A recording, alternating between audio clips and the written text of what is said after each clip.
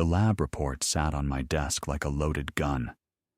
I'm Richard Brennan, 58 years old, built an $18 million commercial real estate empire from nothing over 3 decades, survived a brutal divorce that tried to take half of it, thought I'd seen everything life could throw at me.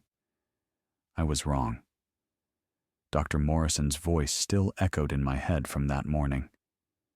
Mr. Brennan, the symptoms you've been experiencing, the fatigue, nausea, cognitive difficulties, they're not consistent with normal aging or stress. We found elevated levels of arsenic in your blood work, chronic exposure. Someone has been poisoning you. Arsenic. The word hung in the air like smoke. I'd read about it in crime novels, seen it in movies. Never imagined I'd hear it in relation to my own body. I sat in my study, the report trembling slightly in my hands. The rational part of my brain, the part that had built a business empire through careful analysis and strategic thinking, immediately began eliminating possibilities. It couldn't be random. Arsenic poisoning doesn't happen by accident. It couldn't be environmental. I ate at different restaurants, drank bottled water, lived in a well-maintained home. Someone with access to my daily routine. Someone I trusted enough to let into my private space. My mind went where no fathers should ever have to go. David, my son, my only child. I tried to push the thought away, tried to reason with myself, but then I remembered the tea. For the past 5 months, since July, right after the divorce proceedings heated up, David and his wife Melissa had been visiting 3 times a week, Tuesday mornings, Thursday afternoons, and Saturday evenings, like clockwork, always bringing that special herbal blend. "For your health, Dad," David would say with that concerned expression. "You're working too hard with all this legal stress. This will help you relax." I'd been touched by their concern, grateful even, especially during the divorce. Nightmare. Now the gratitude curdled into something else entirely. Let me back up 8 months. Catherine, my wife of 8 years, my second attempt at marriage, filed for divorce in April. She wanted $8 million, half of the $16 million in assets I'd accumulated during our marriage. The math was legally sound, but emotionally devastating. The divorce became a war. Depositions where we aired every grievance. Lawyers billing $400 an hour to fight over furniture. Frozen bank accounts. Character assassination disguised as legal strategy. Catherine claimed I'd promised her financial security, that she'd given up her career to support mine. I claimed she'd married a lifestyle, not a man. We were both probably right. We were definitely both angry. My lawyer, Jennifer Chen, sharp as a blade and twice as expensive, kept warning me. "Richard, this is going to get uglier before it gets better. Protect your assets. Trust no one." I thought she meant Catherine. In the middle of this battlefield, David started showing up. My 35-year-old son, who'd always been distant, always busy with his own life, suddenly became attentive. "Dad, you look exhausted. The divorce is killing you. Dad, let me help. Melissa makes this amazing tea blend. Dad, we're worried about you." For the first time in years, I thought maybe we were finally building the relationship I'd always wanted, the one I'd sacrificed during his childhood while I was building my empire, missing his baseball games for client meetings, forgetting his birthday because of a deal closing, being physically present but emotionally absent for most of his life. I'd failed him in ways that mattered, and I knew it. His sudden attention felt like grace, like maybe I was getting a second chance to be the father I should have been. What a goddamn fool I'd been. I stood up from my desk, walked to the kitchen, and opened the cabinet where I kept the special tea. The tin was there, decorated, with some ridiculous wellness logo. Organic, artisanal, small batch. I opened it and stared at the dried leaves. Somewhere in this innocent-looking blend was the thing slowly killing me. My son had ground up the poison, mixed it carefully to avoid detection, brought it to me with a smile, watched me drink it while asking about my day. I needed to know why. But more than that, I needed to know for certain. Because accusing your own child of attempted murder based on suspicion and coincidence, that's a bell you can't unring, a bridge you can't unburn. I pulled out my phone and scrolled through my contacts until I found the name I was looking for. Gregory Webb, private investigator, former FBI. I'd used him for background checks on business partners over the years. Discreet, thorough, expensive. He answered on the second ring. Gregory, I need you to investigate someone. It's complicated. I'm listening. I took a breath. Saying it out loud would make it real. I need you to look into my son. The silence on the other end of the phone told me everything. Even hardened investigators who'd seen the worst of humanity found this request difficult. Richard, Gregory Webb finally said, his voice careful. Are you absolutely sure about this? I'm dying, Gregory. Someone's been poisoning me with arsenic for 5 months. Dr. Morrison confirmed it this morning. And the only people with consistent access to my food and drink are my son and his wife. Jesus. I need to know, but I need it done quietly. If I'm wrong, my voice caught. If I'm wrong, I'll have destroyed my relationship with my only child based on paranoia and circumstantial evidence. And if you're right, then I'll know exactly who's trying to kill me. Gregory agreed to take the case.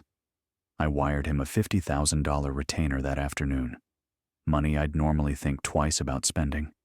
But what's the point of $18 million if you're not alive to spend it? The next 3 weeks were the longest of my life. I kept up appearances.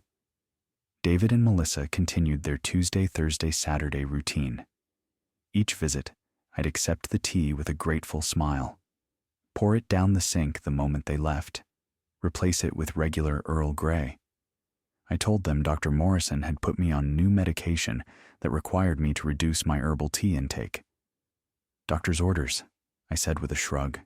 You know how they are. David seemed disappointed, or was I imagining it? Reading malice into innocent concern. I didn't know anymore. Couldn't trust my own judgment. The arsenic levels in my blood began dropping.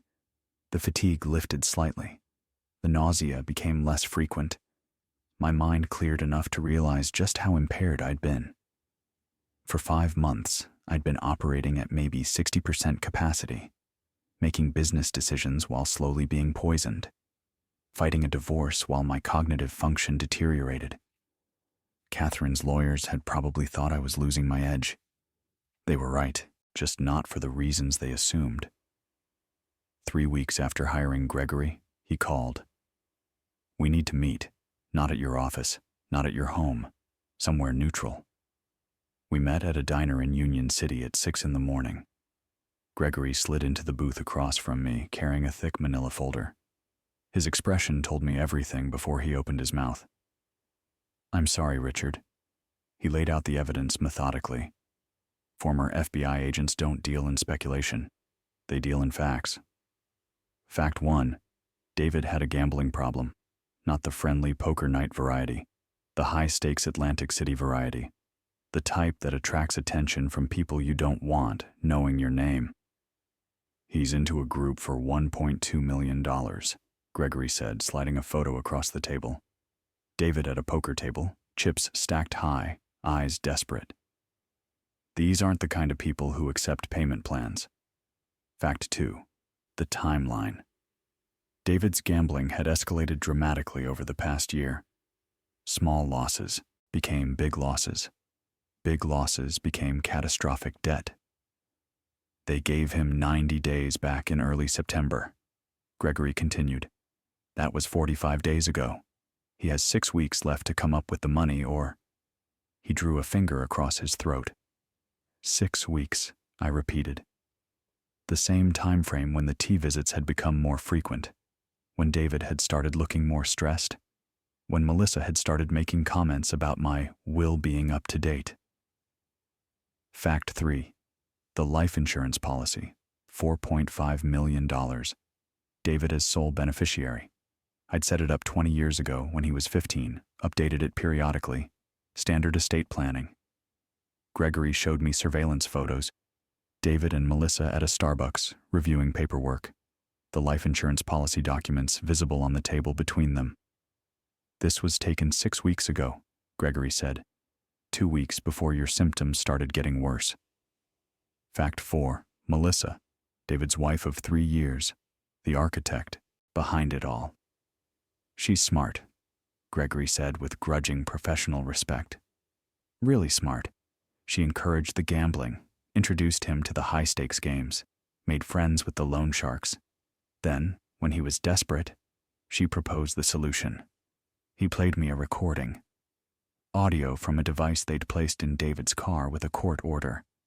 Gregory had convinced a judge this was life or death, which it was. Melissa's voice, calm and calculating. Your father is 58, rich, has health issues. The insurance policy is $4.5 million, enough to pay off everything and still have $3 million left over. David's voice, weaker, uncertain. You're talking about killing him. I'm talking about solving our problem. He's not going to live forever anyway. We're just accelerating the timeline. And with the divorce drama, everyone will assume it's stress, heart attack, stroke, natural causes. The T will look like wellness support from a caring son. Small doses, chronic exposure. By the time anyone figures it out, if they ever do, it'll be too late. Long silence on the recording. Then David's voice, barely a whisper. How long? 3 months, maybe 4. Depends on his constitution. I stopped Gregory before he could play more. I'd heard enough. There's more, Gregory said quietly. 6 hours of recordings, financial transactions, text messages. They've been planning this since April. April, when Catherine filed for divorce. When my world started falling apart. When David started paying attention. My son hadn't been concerned about the divorce destroying me. He'd been worried it would destroy his inheritance. Gregory had more. Of course he had more. The folder was 3 inches thick. There's something else you need to understand about Melissa, he said, ordering more coffee. This isn't her first rodeo. He showed me background checks. Melissa Carter, now Melissa Brennan, had been married once before. Husband died in a suspicious car accident 5 years ago. Insurance payout, $600,000. Investigation went nowhere. Ruled accidental. She knows how to do this, Gregory said. She's patient, methodical, and she's smart enough to make David think it's his idea. The surveillance had captured their dynamic perfectly. Melissa planting seeds. David, desperate and drowning in debt, grabbing onto them like lifelines. But the worst discovery came next. Gregory pulled out his phone and showed me a text exchange from 2 weeks ago. Melissa. What if Catherine gets suspicious? She's already paranoid about the money. David. I've been thinking about that.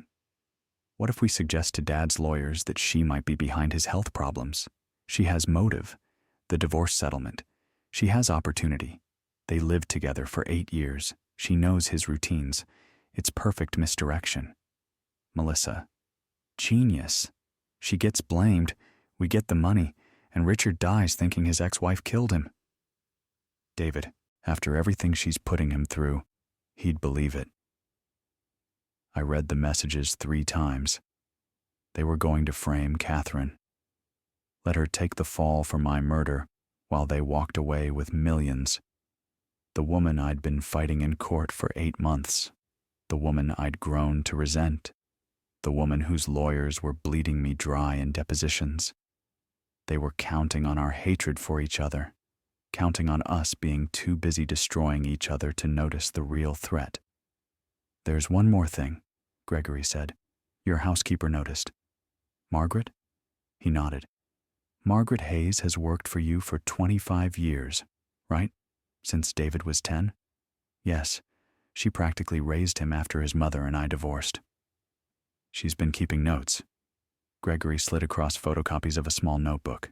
Margaret's handwriting, precise and measured, dates, times, observations. July 15th. Melissa insists on making Mr. B's tea herself, pushes me out of kitchen. July 22nd. David asks about Mr. B's will. Specific questions about life insurance. August 3rd, overheard Melissa on phone. Just a few more months. Who was she talking to? August 18th. Mr. B, looking very ill, asked if he'd seen a doctor. He said just stress from divorce. September 10th. Melissa angry when I suggested making the tea. Said she has special recipe. The entries went on.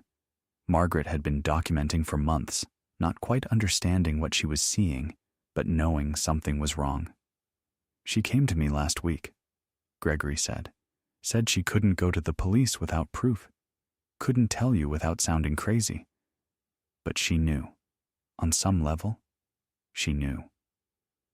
Margaret, who'd been more of a mother to David than his actual mother, who'd driven him to school, helped with homework, attended his college graduation when I was closing a deal in Chicago. She'd watched the boy she helped raise plan my murder. I need to talk to her, I said. Already arranged. She's waiting at your house. I told her you knew. I drove home in a fog. The world looked different now. Sharp-edged, dangerous. Everyone a potential threat except the people I'd least expected. Margaret was in my study when I arrived. She'd been crying. Mr. Brennan, I'm so sorry. I should have said something sooner. I should have. Margaret. I took her hands. You did exactly what you should have done. You documented. You paid attention. You didn't let them make you doubt yourself. He was like my own son, she whispered. I changed his diapers. I taught him to tie his shoes. How could he? I don't know. We sat in silence for a moment. What are you going to do? She asked. That was the question, wasn't it? I could go to the police now, arrest them before the 6-week deadline. Save my own life, but let them potentially argue coercion, desperation, reasonable doubt. Or I could do something smarter. Something that ensured they'd face full consequences for attempted murder with premeditation and malice aforethought. But I needed help. From someone who had as much to lose as I did. I pulled out my phone and called a number I'd sworn never to dial again. Catherine answered on the 3rd ring. Richard? What? We need to talk. Not through lawyers, just you and me. There's something you need to know. Is this some kind of trick? Catherine, I'm being poisoned, and David and Melissa are planning to frame you for my murder. Long silence. I'll meet you in an hour. Public place. I'm bringing a witness. Fair enough. We met at a coffee shop in Montclair. Catherine arrived with her sister. I brought Gregory and his folder of evidence. I laid it all out. The arsenic, the gambling debts, the recordings, the text messages about framing her. Catherine went pale. Her sister looked ready to call the police immediately. Wait, Catherine said, holding up her hand. She looked at me with an expression I hadn't seen in a year, something other than anger or resentment. Richard, I know we've said terrible things to each other. Fought over money that suddenly seems obscene. But I would never. I know, I said, and I meant it. They were counting on us hating each other too much to compare notes, counting on the divorce making us blind to anything else. She was quiet for a long moment, absorbing everything. What are you going to do? I'm going to make them think they've won, and then I'm going to destroy them. But I need your help. Catherine leaned forward. Tell me what you need. The plan was elegant in its simplicity, but it required perfect timing, flawless execution, and the cooperation of the one person I'd been trying to destroy for 8 months. Catherine and I became unlikely allies. Jennifer Chen, my divorce lawyer, nearly had a stroke when I told her. You want to do what with opposing counsel? File a joint motion to freeze all my assets, including the life insurance policy. Catherine's concerned about irregularities in my health. She wants to ensure nothing disappears before the divorce is finalized. Jennifer stared at me. Richard, this is insane. You're basically admitting she has grounds for... She's helping save my life. I don't care about the legal optics. The motion went through within 48 hours. Every asset I owned, bank accounts, properties, investments, and crucially, the $4.5 million life insurance policy, frozen pending the divorce settlement. David called within an hour of the filing, panic evident in his voice. Dad, what the hell? You froze everything? What if something happens to you? The estate will be tied up for years. Don't worry, son, I said, playing my role. I'm not going anywhere. Besides, once the divorce is final, everything will be sorted out properly. Catherine's lawyers are just being cautious. I could hear his breathing change, the calculation happening behind his eyes. The loan sharks weren't going to wait for a divorce settlement. 6 weeks was becoming 5 weeks. 5 weeks was becoming 4. That's when Gregory's surveillance showed David and Melissa getting desperate. Meanwhile, Margaret became our secret weapon. She continued her normal routine, cleaning, cooking, maintaining the house. But now she was documenting everything with the precision of a court stenographer. She also became my confessor. Mr. Brennan, she said one evening after David and Melissa had left, I need to tell you something I should have said months ago. We sat in the kitchen, the same kitchen where she'd made David's breakfast before school for 15 years. I noticed things, the way Melissa looks at David, the way she whispers to him before they leave, the way she insists on making your tea herself, won't let me near it. Why didn't you say anything? Her eyes filled with tears. Because I didn't want to believe it. David was like my own son. I changed his diapers. I drove him to school when you were at work. I taught him to ride a bike. How do you tell a father that the child you both love is capable of? She couldn't finish. You're telling me now? Because I love you too, Mr. Brennan. You gave me a job when I was a single mother with a daughter to raise. You paid for Emily's college education. You've treated me like family for 25 years. I won't let them. Her voice broke. I took her hand. Margaret, when this is over, when David is in prison, you're going to be asked to testify, to tell everything you saw. Can you do that? I can. Her voice was steady now. I have to. The surveillance operation intensified. Gregory installed cameras in every room, microphones in light fixtures. I wore a recording device 24 hours a day. The hardest part wasn't the equipment. It was the acting. Every Tuesday and Friday, David and Melissa would arrive.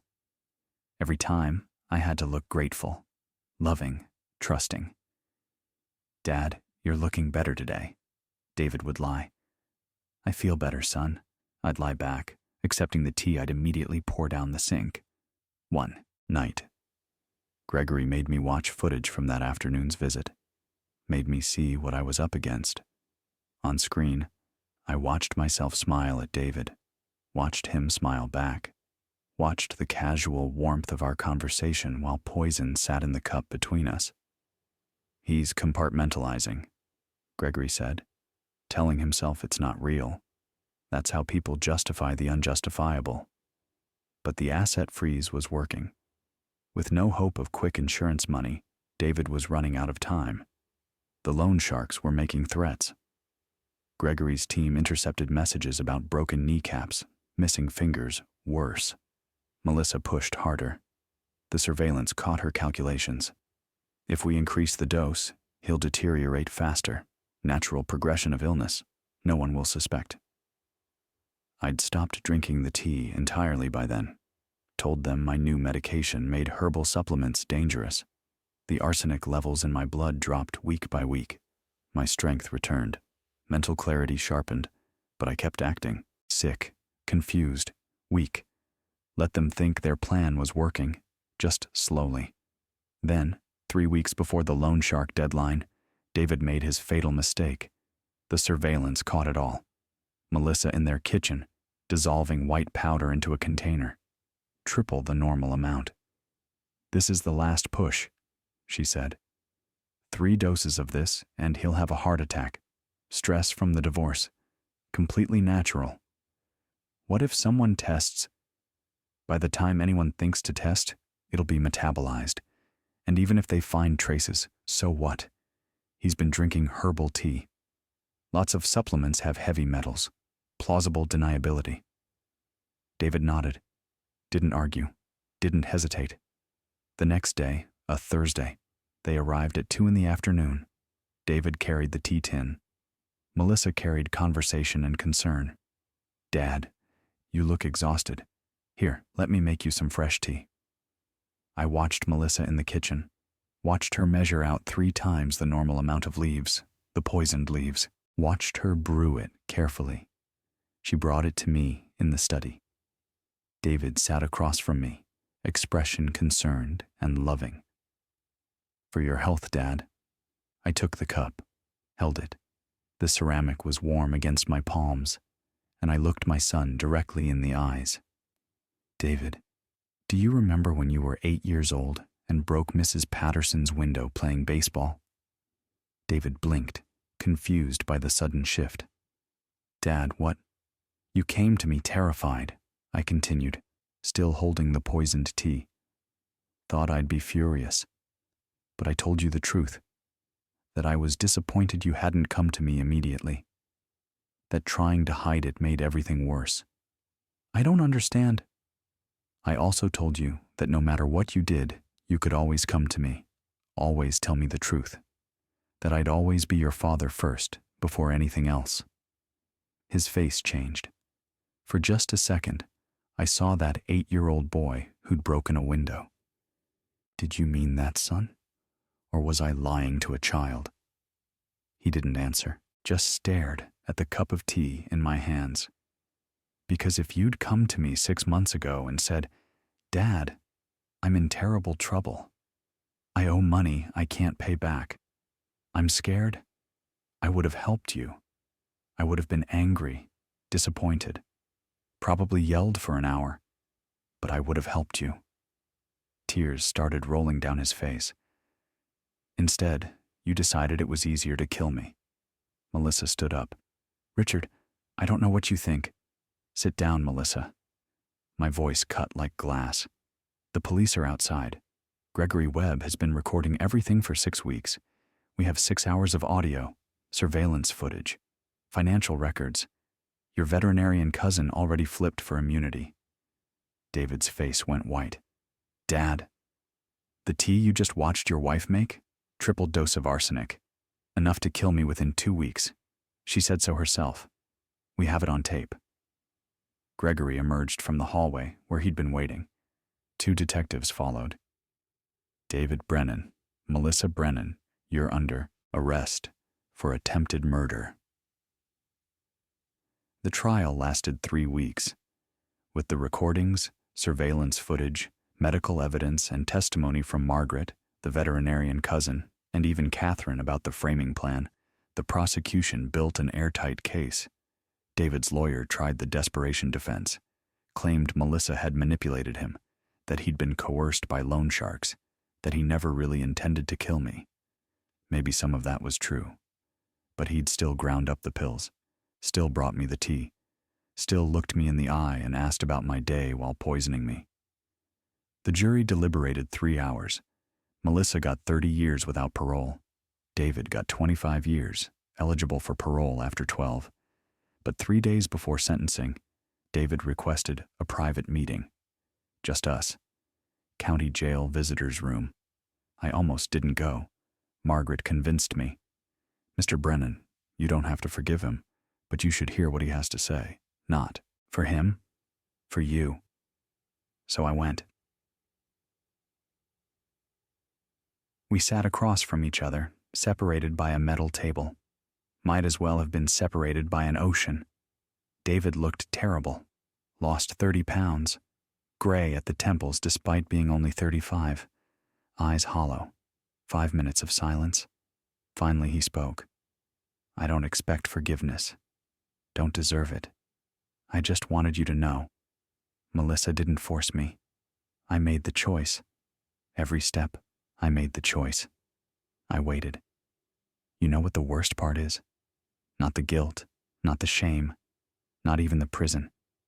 It's that you were right. If I'd just come to you, told you the truth, you would have helped me. I knew that. Somewhere deep down, I knew it. But I was too proud, too ashamed, too convinced I'd see you as a failure. I finished. He nodded. You want to know something, David? You're right.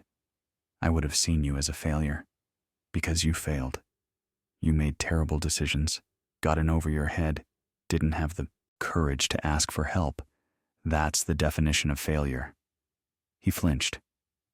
But here's what I've learned in 58 years. Failure isn't permanent. It's not who you are. It's something that happens to you. The measure of a man isn't whether he fails, it's what he does after. I leaned forward. You failed as a son, as a human being, as everything I tried to raise you to be. You're going to prison for at least 12 years. That's your consequence, your reality. And I can't fix it, won't fix it. You have to carry this. I know, but I paused, making sure he heard this. You're still my son. I'm still your father. And when you get out, if you want to rebuild your life into something decent, something honest, I'll help you. Not with money, not with connections, but I'll show up. I'll be there. He broke down, full, ugly crying from somewhere deep. I don't deserve that. No, I agreed. You don't. But that's not how being a father works. It's not transactional. You don't earn it. You don't deserve it.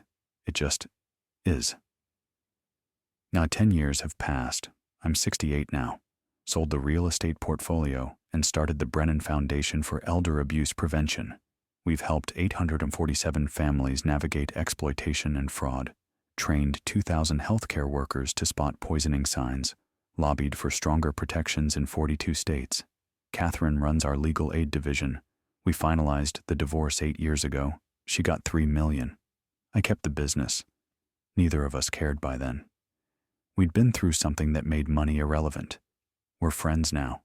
Real friends. The kind forged in fire. Margaret retired at 66. I set up a trust fund and paid for her daughter's medical school. She still comes by every Tuesday for coffee. Melissa died in prison 3 years into her sentence. Cancer. David attended her funeral in shackles, said it was closure. And David? I visit him once a month. Have for 8 years now.